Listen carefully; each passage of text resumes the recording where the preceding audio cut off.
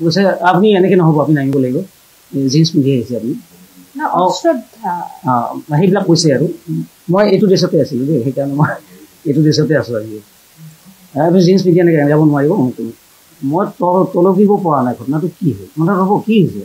তাৰপিছত মোক হাতত ধৰি এজনে টানিছে, এজনে গাত ঠেলি পেলাই নামক। এটা কথা, আৰ্টিষ্টক প্ৰথম কথা হ'ল মই গীত গাব যোৱা নাই, মই গেষ্ট হিচাপে সন্মুখত অতিথি হিচাপে বহি চাই আছোঁ। তেওঁলোকৰ কমিটিৰ মানুহেই কেইজনমানে মোক তুলিছে আৰু কেইজনমানে গৈ পেলাই মোক তালিবানী কাৰবাৰত ডকা হকা দি পেলাই মোক নমাব খুজিছে। এই অধিকাৰটো তেওঁলোকক কোনে দিলে? মইতো গীত গাব যোৱা নাই, মইতো তেওঁলোকক কোৱা নাই যে মই মঞ্চত উঠি মই গীত গাম। তেওঁলোকৰ ড্ৰেছ কোড থাকিব পাৰে, নিয়ম থকাটো বেয়া কথা নহয়, থাকিব পাৰে, কিন্তু সেই নিয়মৰ মাজত মোক জোৰ জবৰদস্তি মেৰ পাছত কিয় সোমাই লৈছে তেওঁলোকে? উঠাব যোৱা মানুহকেইটাও কমিটিৰ, তেওঁলোকে মোক চাব লাগিছিল, তেতিয়াহ'লে ড্ৰেছটো পৰীক্ষা কৰি চাব লাগিছিল। দেখোন ড্ৰেছ এনেকুৱা, দাদা নালাগে দিয়ক, আমি তলৰ পৰাই গাব কিবা গালে, সেইটো আছিল কথা। তাৰ পিছৰ পৰৱৰ্তী সময়খিনিত তেওঁলোকৰ এই তিনিজন যি গৈছে, তেওঁলোকৰ মুখত উগ্ৰ মদৰ গ'ল। উল্টা হৈছে ঘটনাটো। এওঁ আৱেগিক হৈ পেলাই খঙতে কিবা কিবি ক'লেও, কাৰণ হ'বই, স্বাভাৱিক কথা, খং উঠিব, লাজ পাইছে, অসন্মান পাইছে, ক্ৰোধ আহিছে, দুখ পাইছে, তেওঁ কিবা কিবি কৰিছে। তাৰপিছত মোৰ কথা হ'ল যে মইতো সন্মান বিচাৰি অহা নাই তোমালোকৰ তাত, মই এজ এ অডিয়েঞ্চ মই সন্মুখত বহি আছোঁ। তোমালোকে সন্মান দিয়াৰ অধিকাৰ যদি নাই, ন্যূনতম যদি নাই, মোৰ এই 30-33 বছৰীয়া মোৰ সাংগীতিক যাত্ৰাৰ মাজত তোমালোকে যদি মোক একো বিচাৰি পোৱা নাই, নকৰিবা সন্মান। অপমান কৰাটো অধিকাৰ নাই তোমালোকৰ, মোকতো নমাব নোৱাৰা ষ্টেজৰ পৰা, মোক বুলি নহয়, যিকোনো এটা আৰ্টিষ্টক। আৰু এটা কথা আছে, যদি নিয়ম আছে, নিয়মৰ মাজেৰে মোক যদি কাণে কাণেও তেওঁ কোৱা হ'লেও হয়, নহয়, হয়তো এনেকুৱা হ'ব পাৰে। আৰু নহ'লে আৰু এটা কথা হ'ব পাৰে যে এনেকুৱা ঘটনা এটা ধাৰাবাহিকতা আছে চানমাৰী কমিটিখনৰ। আটাইবোৰ বেয়া নহয়, মই বাৰে বাৰে কৈছোঁ, আটাইবোৰ বেয়া নহয়, ভাল মানুহ আছে। বলেন ভৰালীৰ দৰে ডাঙৰীয়া মানুহ আছে, সন্মান সহকাৰে তেওঁলোকে জানে, নিজে সন্মান বুটলিবও জানে, সন্মান দিবও জানে, সেইবিলাক ডাঙৰীয়া মানুহ। আমাৰ অগ্ৰজ খুব সুসংগঠক সমাজকৰ্মী।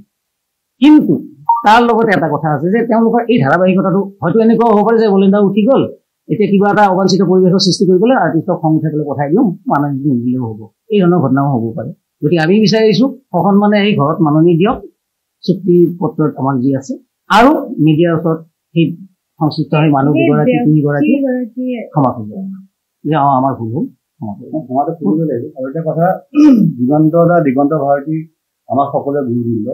আৰু আজি অসমত ফ্ৰণ্ট লাইনত যিমানবোৰ ছিংগাৰ্ছ আছে, আজি 20গৰাকী 25গৰাকী দিগন্ত দাই ষ্টুডেণ্ট অসমত বিভিন্ন গান গাই আছে।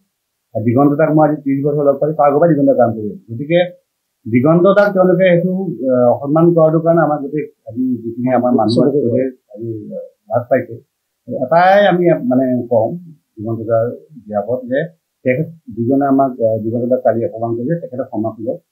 নহ'লে অহাবাৰলৈ চানমাৰী বিহু কমিটিত বিশেষকৈ দিগন্ত দাক যিখিনি শিল্পীয়ে ভাল পায়, যিখিনি ছিংগাৰে ভাল পায়, তেওঁলোক গীত পৰিৱেশন নকৰে। মই ইয়াতে কৈছোঁ, আৰু তেওঁলোকৰ নিজৰ এইটো হেৰি হয়।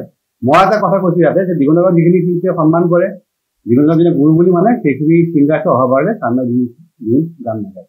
সেইটো মই আজি বয়কট কৰিব বুলি ওলাইছে, আৰু তেওঁলোকৰ নিজৰ নিজৰ কথা। মই তেওঁলোকক কাকো মই ডিক্টেট কৰিব নোৱাৰো বয়কট কৰা, কিন্তু যোনে সন্মান কৰে, যোনে গুৰুত্ব ভাবে, দিগন্ত ভাৰতীয়ে অসমখনত বহুত দিছে। কোনে কি দিছে, কোনে চিনি নাপায়, সেইটো কথা তেওঁলোকে আৰু ধুতিখন পিন্ধিলে অসমীয়া নহয়। বিহুত তেখেতে গৈছে, তেখেতক মাতিছে, তেখেতে নিজেতো যোৱা নাই, আৰু ভাস্বতীয়ে তাত এগ্ৰিমেণ্টত চাইন কৰিছে, তেওঁলোকে তাত এপ্লিকেশ্যন কৰে মোক গান গাব মাতক বুলি। গতিকে চব বস্তুবিলাক চালি জাৰি চালে তেখেতে আমাক দিগন্ত দাক আগত সমূৰ্জভাৱে যিহেতু কালি ব্যৱহাৰ কৰিছে, বেয়া ব্যৱহাৰ কৰিছে, তেখেতে ক্ষমা খুজক, সেইটো আমি কৈছোঁ। আৰু বিশেষকৈ কি ক'ম, এতিয়া আমাৰ নিজৰ ভিতৰত অসমীয়া কি এইটো কৰি থাকোঁ, বাহিৰৰ মানুহে চল পাব বুলি চবেই জানেই আৰু। গতিকে এই বস্তুটো ক্ষমা খোজাটো আমি বিচাৰিছোঁ। তেওঁলোকে 4 দিন বিহু পাতি অসমীয়া হ'ব খুজিছে, কথাটো হ'ল সমাজখনৰ অৱদান দিগন্ত ভাৰতীয়ে আজি সাংস্কৃতিক সমাজখনৰ কিমান অৱদান আছে চবেই জানে। তেওঁলোকৰ অৱদান কি, বিহুখনে পাতে, বিহুখন পাতি ধুতিখন পিন্ধিলে অসমীয়া সমাজখনৰ উন্নতি নহয়তো। সেইটো কথা তেখেতে ক্ষমা খুজিবই লাগিব। আৰু মোৰ এই ধৰণৰ ঘটনা এতিয়াও ক'তো হোৱা নাই। বহুত বাহিৰত ঠাইত গৈছোঁ, শদিয়াৰ পৰা ধুবুৰীলৈ মই ইমান বছৰ পৰ্যন্ত কৰিছোঁ, নিজেও কৰিছোঁ, অকলেও কৰিছোঁ, জুবিৰ লগত কৰিছোঁ, জুবিনৰ লগত কৰিছোঁ, নীল আকাশৰ লগত কৰিছোঁ। আটাইবোৰে মোক নিজৰ অগ্ৰজ বা বন্ধু বা দাদা হিচাপে বা ছাৰ হিচাপে মোক বিভিন্ন অনুষ্ঠানত মাতি লৈ যায়, বিভিন্ন কমিটিয়ে মাতে। ক'তো মই এনেকুৱা পোৱা নাই য'ত মোৰ নিজৰ ঘৰ হৈছে। চানমাৰীখন মই নিজৰ ঘৰ বুলি কওঁ।